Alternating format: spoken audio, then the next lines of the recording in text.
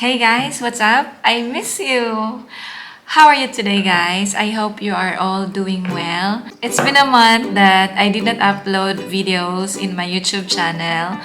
It's because after Typhoon Odette, there is no electricity and water, and I am also busy. I'm quite busy with so many things lately, and in fact, I just arrived home. I went out to do some important matters, and I am happy because I bumped into this store which sells Korean and Japanese foods because I love eating Japanese and Korean food. So I bought some. They have some items which 70% discounted. Here guys, these are the Korean foods. These are Topokki. Here some chips, some candies, some crackers, and then snacks, wafer, and this apple juice. Yeah, these are discounted. Crackers, rice cake. I want to try this later. Anyway, this is not a sponsored video, guys. Yeah, baka naman. Yeah.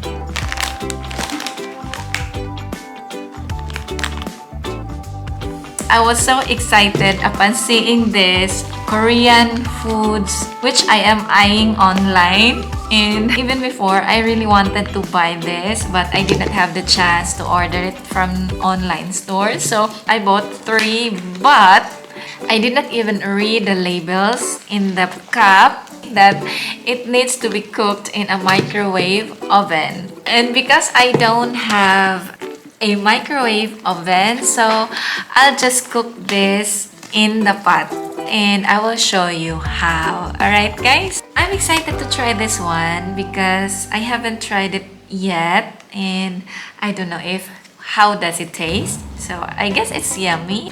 I bought 3. And these are all Topokki products.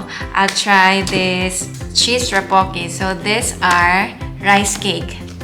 Yes guys, so Rapokki, according to the label here, Rapokki is a combination of ramen and Topokki. I don't understand their names really, but I'll just have to try this one, okay? So guys, let's go. Let's try cooking this rice cakes in the pan, and I'll show you how. Okay guys?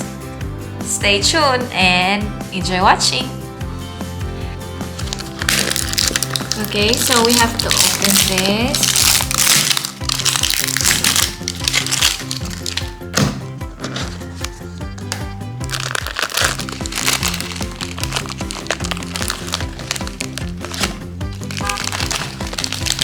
First is you have to put all the ingredients inside the cup. The seasoning and the rice cake. Okay, so put the rice cake and then fill the cup with water until the marked line inside the cup. Let's cook this in the pan now. The pan is ready now guys, so put the Rapokki in the pan. Stir well and cook this for 3 minutes and 5 seconds or until thickened under low to medium heat. It's almost done now.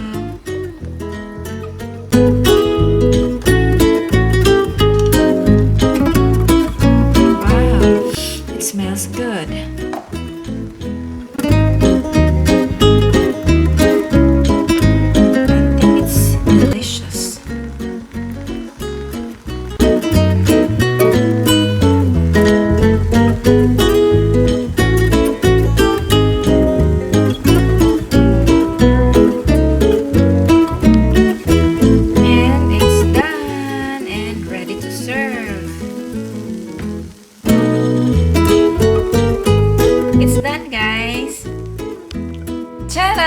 And it's done! See? Wow!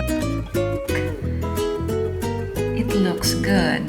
I hope it tastes good too. So after you cook this, you can put it back on the cup or you can put it in a plate and you can enjoy it eating while it's hot. And it's eating time!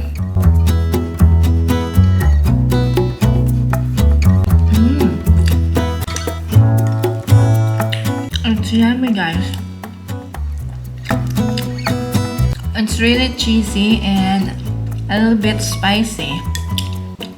Oh, I love this.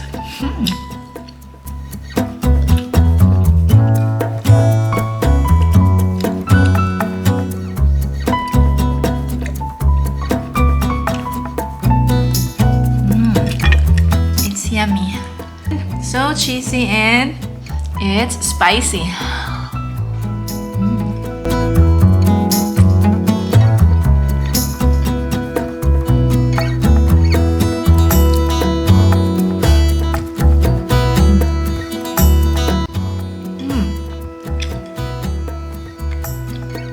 Those spicy lovers, this is a must. You must try this one.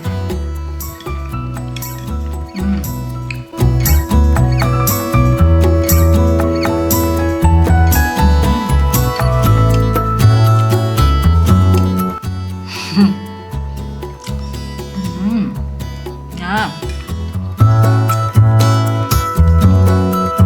I love the taste, guys. Spicy and so cheesy. And that's all for today, guys, and I hope you enjoy watching this video.